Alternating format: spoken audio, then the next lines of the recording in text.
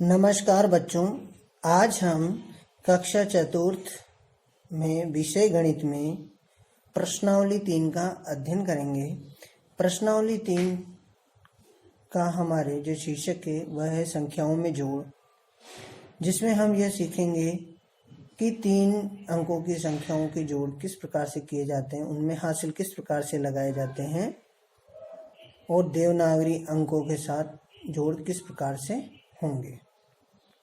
यहाँ हम देख रहे हैं प्रश्नावली 3 में पहला सवाल जोड़ का है, दूसरा सवाल जोड़ का है, तीसरा सवाल हमारे 3 संख्याओं के जोड़ का है। यहाँ मैंने वो सवाल आपको एग्जाम्पल के रूप में करके दिखा रखा है। ये तीनों सवाल आपको इसी तरीके से करने हैं। यहाँ पर हम पहले इस सवाल को देखेंगे कि किस तरह से हमने इस जोड़ को किया है।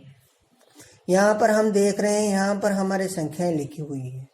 संख्याओं में हमें ध्यान रखना होता है कि संख्याएं जिस तरह से लिखी होती है उस तरह से हमें उन्हें जमाना आना चाहिए। अर्थात इकाई के नीचे इकाई का अंक, दहाई के नीचे दहाई का अंक और सैकड़े के नीचे सैकड़े का अंक ही होना चाहिए। ये आप हमेशा विशेषतः सवाल करते वक्त ध्यान रखें। यहाँ पर हम देख रहे हैं तीसरे नंबर का सवाल हमने किया हुआ है। तीसरे नंबर के सवाल में हमें यह नज़र आ रहा है साहब, यहाँ पर 0 है, फिर हम देखेंगे दूसरे में 6 है और ऊपर 9 लिखा हुआ है।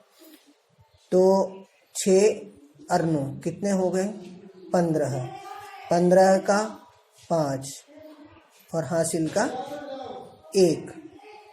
फिर उसके बाद हम नीचे से फिर वापस से काउंटिंग करना शुरू करते हैं। 3 और 7 कितने हो गए? 10 और 10 और 8 18।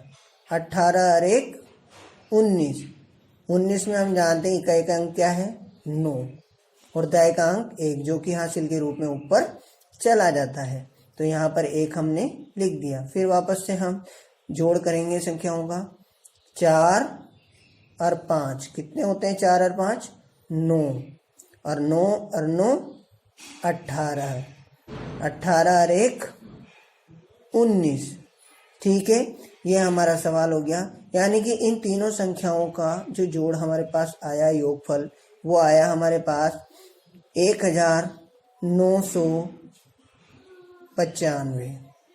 ठीक है, ये हमारे सवाल हो गया। इसी तरीके से आपको पहला, दूसरा और चौथा सवाल स्वयं करना है।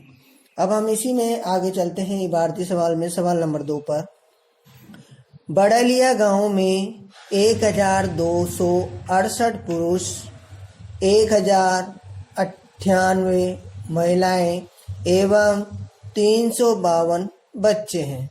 बताओ गांव की कुल जनसंख्या कितनी है? यहाँ पर हमें साफ पता चल रहा है बड़लिया गांव में जो लोग रहते हैं उनकी संख्या दी हुई है अलग अलग। यहाँ पर पुरुष कितने दे रखे हैं? पुरुष दे रखे हैं 1268। महिलाओं की संख्या बता रखी है उसी गांव में 1098 और उसी गांव में रहने वाले बच्चों की संख्या कितनी है? 352।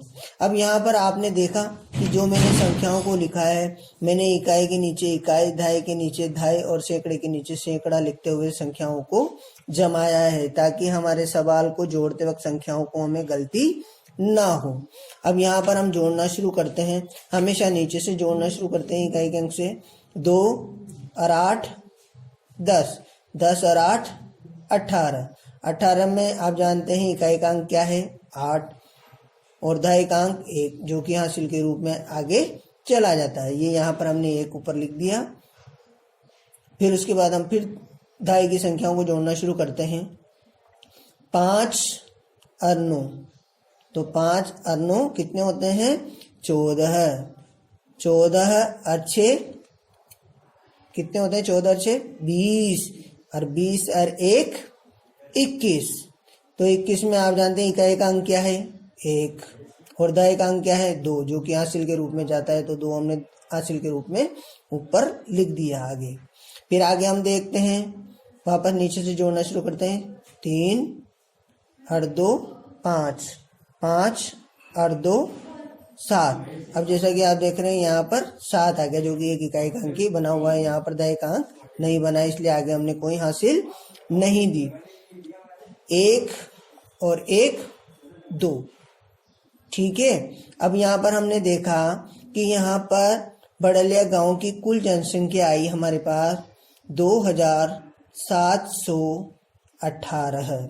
आप लोगों को विशेषतः इस बात का ध्यान रखना है कि जब भी आप जोड़, बाकी, गुणा या भाग किसी भी तरह के अगर सवाल करते हैं तो संख्याओं को संख्याओं के तरीके से ही लिखने का प्रयास करें।